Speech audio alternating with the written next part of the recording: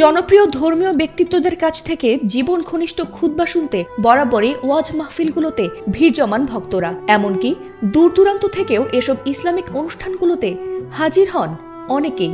আর শীতের সন্ধ্যা বা রাতগুলোতে যেন কোরআনের মাহফিলগুলো বেশ জমে ওঠে।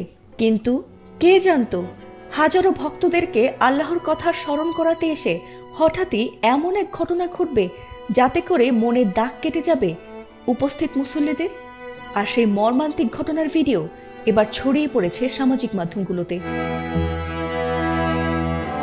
কথায় আছে, জন্ম মৃত্যু বিয়ে আল্লাহর হাতে। তাই হয়তোবা কোরআনের মঞ্চে খুতবা দিতে গিয়ে মৃত্যুর কোলে ঢলে পড়েছেন মাওলানা ফরিদুল ইসলাম নামের একজন ইমাম। ঘটনাটি ঘটেছে গাইবান্ধার গোবিন্দগঞ্জ উপজেলার বালুয়া গ্রামে। রোববার সেখানে ইউনিয়নের চরবালুয়া গ্রামের একটি জামে মসজিদের উদ্যোগে আয়োজিত কুরআন মাহফিলের তৃতীয় বক্তা হিসেবে বয়ান শুরু করেছিলেন তিনি। কিন্তু কিছুক্ষণ পর হঠাৎই স্ট্রোক করে মঞ্চেই হাজারো মুসল্লিদের সামনে মৃত্যুর কোলে ঢলে পড়েন তিনি। আল্লাহ রাব্বুল আলামিনের মেহেরবানিতেই আজকে অল্প সময়ের জন্য যে সময়টুকু দিয়েছেন এর আর কি কথা বলতে শুরু ইনশাআল্লাহ। ভাইরাল হওয়া ভিডিওতে দেখা গেছে স্বাভাবিকভাবে ওয়াজ মাহফিলের মঞ্চে বক্তব্য দিচ্ছিলেন মাওলানা ফরিদুল ইসলাম। এ সময় ঈমান আখলাক নিয়ে স্বাভাবিকভাবেই ওয়াজ করছিলেন তিনি।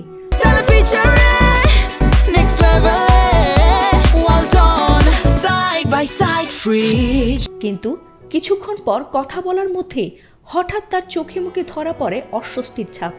এরপর ওয়াজ থামিয়ে দেন তিনি। আর তার খানিকক্ষণ পরেই হঠাৎ করে অচেতন হয়ে সামনের দিকে লুটিয়ে পড়েন তিনি। এ ঘটনার পর তাকে তাৎক্ষণিকভাবে হাসপাতালে নিয়ে যান স্থানীয়রা। এরপর চিকিৎসাধীন অবস্থায় সোমবার ভোরে তিনি মৃত্যুবরণ করেন। জানা গেছে, তিনি একাধারে মহিমাগঞ্জ আইডিয়াল একাডেমিক স্কুলের ধর্মীয় শিক্ষক এবং স্থানীয় ঘোষপাড়া জামে মসজিদের পেশ ইমাম ছিলেন। এমনকি তার 2.5 বছর বয়সী এক ছেলে সন্তানও রয়েছে। কিন্তু সবকিছুকে পেছনে ফেলে মাত্র 35 বছর বয়সে বয়ানরত অবস্থাতেই আল্লাহর কাছে পাড়ি জমিয়েছেন এ ধর্মীয় বক্তা। এদিকে মাহফিলের অনুষ্ঠান ও ধর্মীয় প্রতিষ্ঠানগুলো তার মৃত্যুতে গভীরভাবে শোক প্রকাশ করেছে। এমনকি তার সেই ওয়াজের ভিডিও দেখে তার আত্মার প্রতি মাগফিরাত কামনা করেছেন নেটিজেনরাও। ফাতিমা সুলতানা, ATN বাংলা।